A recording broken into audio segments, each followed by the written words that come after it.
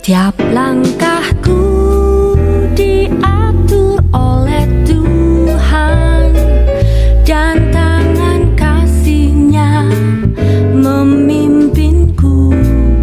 Shalom, renungan harian Resort GKI Pulang Pisau 5 Juli 2023 bersama saya Pendeta Paskalin Hardi yang melayani di Jemaat GKI Jabiren, membawa kita pada perenungan firman Tuhan diambil dari Yeremia pasal 18 ayat 1 hingga ayat yang ke-11.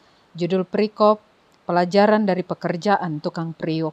Ayat ke-6 berkata, "Masakan aku tidak dapat bertindak kepada kamu seperti tukang priuk ini, hai kaum Israel? Demikianlah firman Tuhan.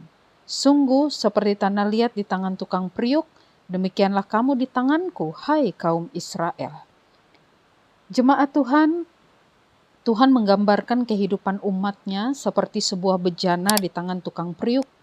Ketika bejana yang sedang dibuatnya itu rusak, maka tukang priuk akan mengerjakannya kembali menjadi bejana lain yang baik menurut pemandangannya. Demikianlah umat Israel di tangan Tuhan. Sejak semula Tuhan memilih umat Israel dan mau menjadikan mereka berkat bagi bangsa lain, tetapi berulang kali juga mereka memberontak. Seperti bejana tanah liat yang rusak, tetapi Tuhan tidak membuang mereka. Ketika mereka bertobat, Tuhan membentuk mereka kembali. Akan tetapi sangat disayangkan sekali, dalam ayat 11 dikatakan, ketika Tuhan meminta mereka bertobat, mereka malah berkata, "Tidak ada gunanya, sebab kami hendak berkelakuan mengikuti rencana kami sendiri, dan masing-masing hendak bertindak mengikuti kedegilan hatinya yang jahat."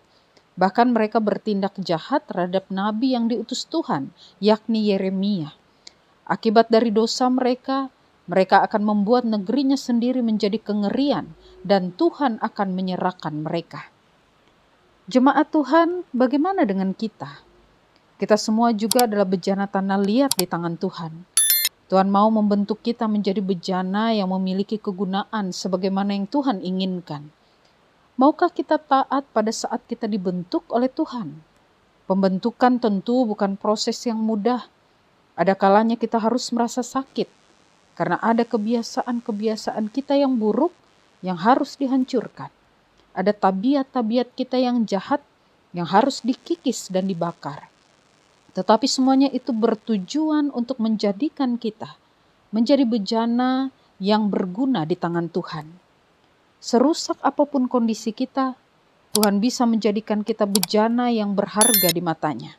Karena itu, janganlah kita mengabaikan nasihat, teguran, didikan yang Tuhan berikan, baik melalui firman Tuhan yang kita dengar, dari hamba Tuhan yang dipanggil untuk melayani kita, ataupun dari saudara-saudara seiman kita.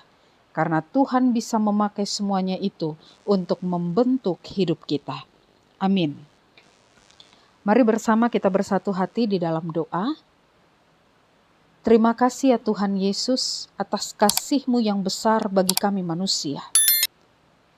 Kami sering kali melakukan dosa pelanggaran, tetapi Engkau tetap menerima kami. Seperti tanah liat yang Engkau bentuk menjadi baik kembali. Engkau bentuk menjadi sesuatu yang indah meskipun sebelumnya rusak. Engkau Allah yang baik, yang luar biasa baik. Tidak pernah meninggalkan kami dan tetap menerima kami, seburuk sebesar apapun dosa yang kami perbuat. Bapa Sorgawi, kiranya Engkau terus senantiasa berkenan membentuk kami, agar kami boleh menjadi pribadi yang semakin baik di hadapan Tuhan.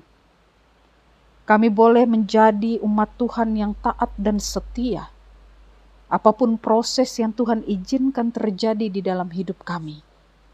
Kami setia mengikuti proses itu. Karena kami percaya, melewati proses itu Tuhan mau membentuk kami menjadi bejana yang baik, bejana yang indah, yang berkenan di hadapan Tuhan. Saat ini Bapa Surgawi, kami bersatu hati, kami berdoa bagi pendeta pelayanan, penetua diakon, dan juga seluruh jemaat yang ada di GKE Pandohop Mantaren 1. Kami percaya firman ini pun boleh memberkati setiap mereka.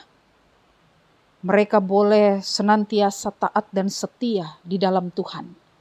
Saat Tuhan mau membentuk mereka, proses yang mereka lewati tidak mudah. Tetapi biarlah mereka tetap setia dan taat, melewati setiap proses-proses yang ada. Pelayan Tuhan diberkati oleh Tuhan. Ibu pendeta yang dipercayakan melayani di Mantaren 1 pun diberkati Tuhan, dimampukan oleh kuasa Roh Kudus Tuhan. Para pelayan boleh menjadi berkat, boleh menjadi kesaksian yang hidup, dan boleh mempermuliakan nama Tuhan dalam pelayanan mereka.